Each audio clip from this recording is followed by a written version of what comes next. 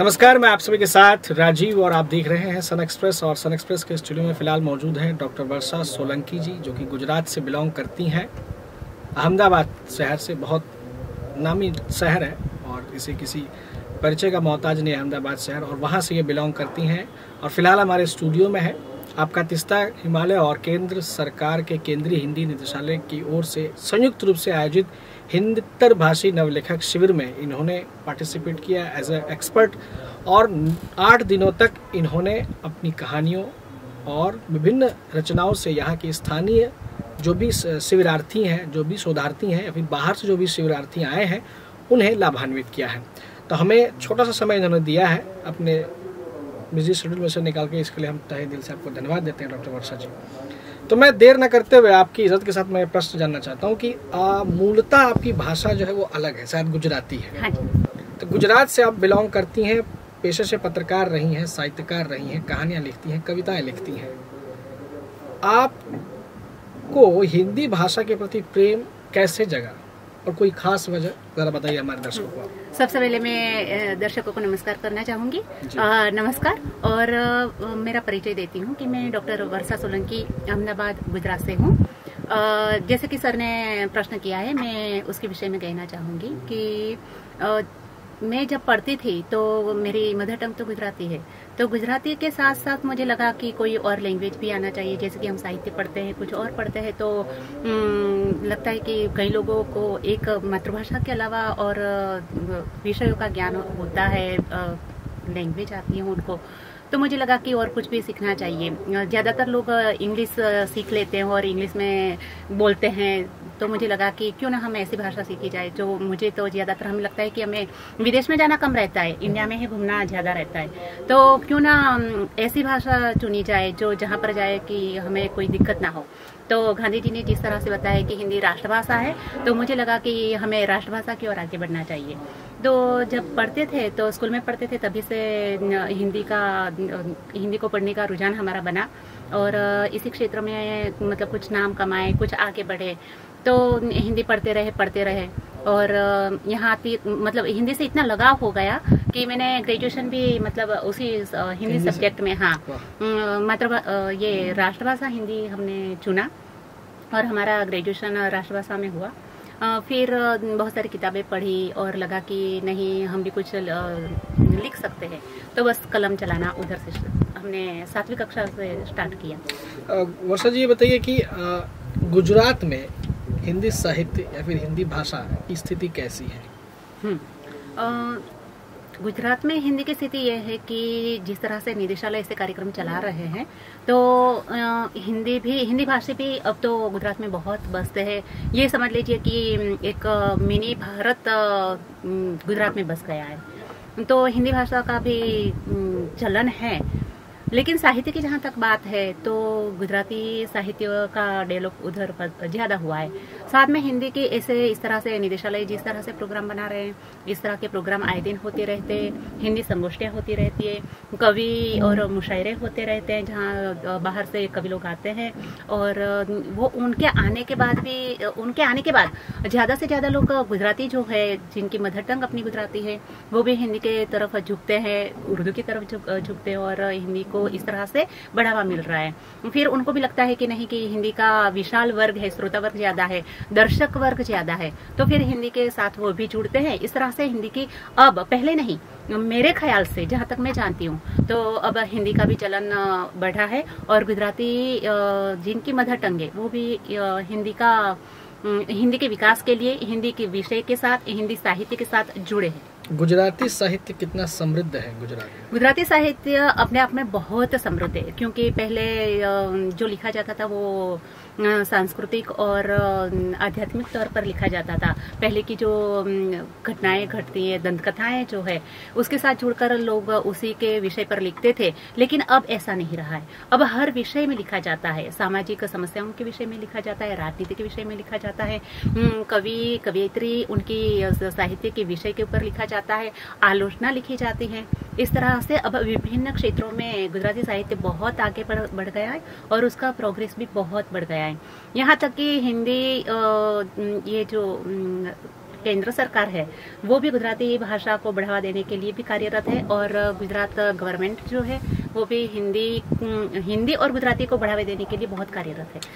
वर्षा जी, ये बताइए कि गुजराती साहित्य में आपने कुछ रचनाएं रची हैं? हाँ जी। क्या रची हैं बताइए हमारे। हाँ जी, मैं बता रही हूँ कि गुजराती में मैंने कविताएं में लिखती हूँ, तो मेरा 160 कविता का एक कविता संग्रह आया है जिनका नाम है मन्नी मीरात।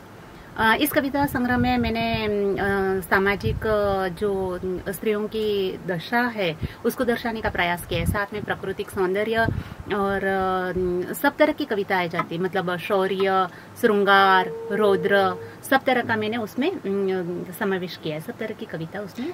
हिंदी साहित्य को आपने किन रचनाओं से अपना योगदान दिया है? हिंदी साहित्य में मैं कविताएं लिखती हूँ, कहानी लिखती हूँ, अभी एक उपन्यास लिखने का प्रयास कर रही हूँ जो कि एक शोषित महिला है, समाज में दिक्कतों का सामना करते हुए किस तरह से आगे बढ़ती है, और पहले जब वो घर से बाहर निकलती है तो समाज के लोग, परिवार के लोग उसको रोकते हैं, विरोध करते हैं, फिर भी संघर्षों के साथ महिला आगे बढ़ती हो। और अभी मेरी मतलब ये जो उपन्यास है वो अभी आधे में है, मुझे इस पात्र को बहुत डेवलप करना है, और आगे जाके मेरी स्टोरी ये है, कहानी में ये मुझे बताना है कि संघर्ष करने के बाद पहले तो सब लोग विरोध करते हैं, लेकिन आगे जाके समाज उसी का फिर जय जयकार करता है कि हाँ देखो ये महिला है, अबला है, कैसे आगे बढ़ी है।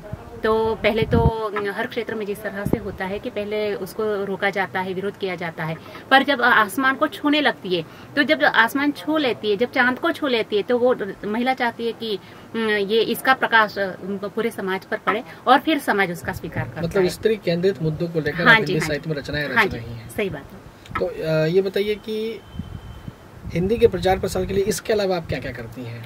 मैं कहानी लिखती हूँ, और अभी एक अनुवाद के ऊपर भी मैं काम कर रही हूँ। कहानी लिखती हूँ, कविताएं लिखती हूँ और अनुवाद भी लिखती हूँ, और मैं चाहती हूँ कि इस क्षेत्र में, हिंदी के क्षेत्र में मुझे ज्यादा से ज्यादा काम मिले, और मैं चाहती हूँ कि मैं खुद करूँ, आगे बढ़कर काम मांग कर, लेकिन मुझे कुछ भी है हिंदी क्षेत्र में मुझे आगे बढ़ना है, ये तय है मेरा। केंद्रीय हिंदी निदेशालय की भूमिका कैसी है हिंदी के प्रचार प्रसार में आपके नजरों में? हाँ जी, केंद्रीय हिंदी निदेशालय जो है, मैं ये गांधी जी के समय से और 1960 से ये भारत में हिंदी प्रचार और प्रसार के लिए कार्य कर रही है। तो उसमें उन संस्थाओं को ग्रांट भी दे रही है भारत सरकार, और कई सारी संस्थाएं जिनसे मैं खुद जुड़ी हूँ, इन संस्थाओं का मैंने विजिट किया है, कार्य किया, मतलब विजिट करने जाते हैं तो हम देखते हैं कि किस तरह से वो आगे बढ़ते हैं। वो कॉलेजों, स्कूलों से जुड़ते हैं और विद्यार्थी को ढूंढते हैं कि जिन लोगों को हिंदी के क्षेत्र में, हिंदी के माध्यम में आगे बढ़ना है,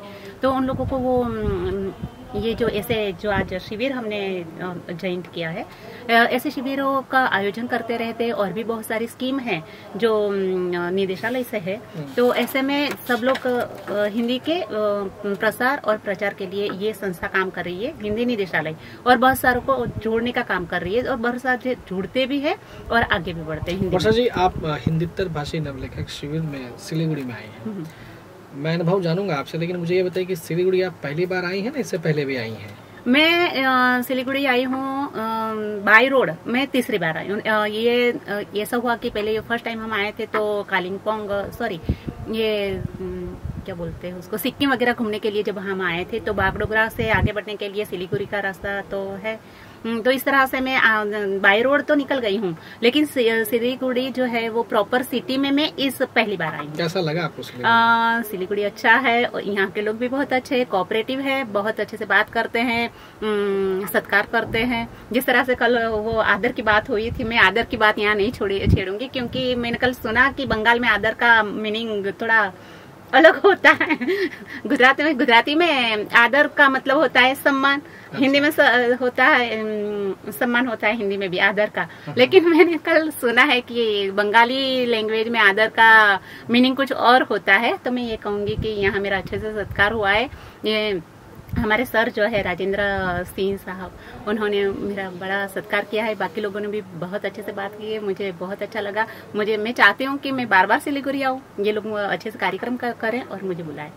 आपका तीस्ता हिमालय और केंद्रीय हिंदी निदेशालय की ओर से जो हिंदी नवलेखक शिविर हुई है, इन्हें आप किन शब्दों में बधाई देंगे, क्योंकि आज समापन इनका हो चुका है, और आने वाले दिनों में किस तरह से शुभकामनाएं देंगे कि आने वाले समय में इसी तरह से लगातार कार्यक्रमों का आयोजन केंद्रीय हिंदी निदेशालय आपका तीस्ता हिमालय के साथ करते रहे? तो ये है कि मैं यहाँ सिलीगुड़ी में आई 2 तारीख से मैं आई हूँ। ये निदेशालय और जो अपना हिमालय तीस्ता है वो दोनों के तत्वाधान में ये एक 7 दिन का शिविर हुआ है। तो शिविर का जो बाहर से लोग आए, केरला से आए हैं, औरंगाबाद से मतलब कि महाराष्ट्र से आए हैं, और बाकी जगहों से आए हैं, बंगाल से आए हैं, सभी लोग ने बहुत अच्छे से हिस्सा लिया। इसमें अलग अलग विधाओं में जैसे कि कविता, कहानी, अनुवाद, निबंध, नाटक, इस सब विषयों में अलग अलग विषयों का ये जो एक कार्यक्रम बना दिया था हमने कि इस पहले दिन में ये लेंगे, दूसरे दिन में ये लेंगे, इस तरह से हमने पूरा शेड्यूल बना दिया था। तो रोज अलग अलग विषयों पर चर्चा होती थी, और जो बाहर से शिविरार्थी जो लोग आए थे नवलेखक शिविर में, उनको इस क्षेत्र में, लेखन के क्षेत्र में आगे बढ़ना है, तो अच्छे से उन्होंने हिस्सा लिया। प्रश्न भी आते थे यहाँ से, हम जो एक्सपर्ट लोग हैं तो हम लोग गाइड कर रहे थे, उनको उस विषय में बता रहे थे कि अगर कविता लिखनी है तो कैसे लिखेंगे, कहानी लिखनी है तो कैसे लिखेंगे। वहाँ से भी प्रश्न आते थे, बच्चों के द्वारा, विद्यार्थियों के द्वारा प्रश्न पूछे जाते थे कि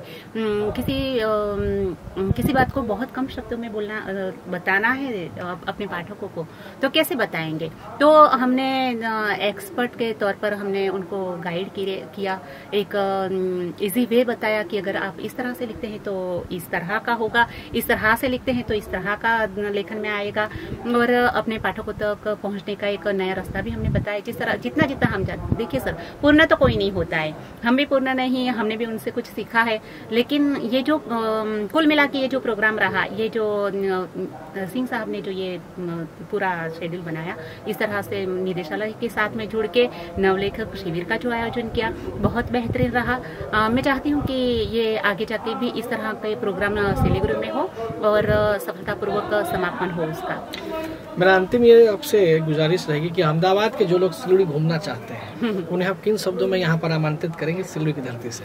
मैं गुजरात के लोगों को ये बताना चाहती हूँ, क्योंकि मैं सिलीगुड़ी आई हूँ और मैंने अपनी आंखों से देखा है। कभी कभी हम पढ़कर आकर्षित हो जाते हैं कुछ पढ़ के कि चलो भाई ये तो बहुत अच्छा लिखा है, हमें यहाँ जाना चाहिए, लेकिन गुजराती प्रजा ऐसी है कि कहीं भी उसे घूमना पसंद पड़ता है।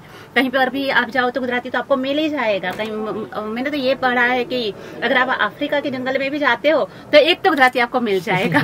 तो गुजराती तो घूमने वाली प्रजा है, और अलग अलग प्रांतों की जो चीजें हैं वो अपनाने वाली प्रजा है, चाहे वो खाने पीने में हो, कोई कल्चर के विषय में हो।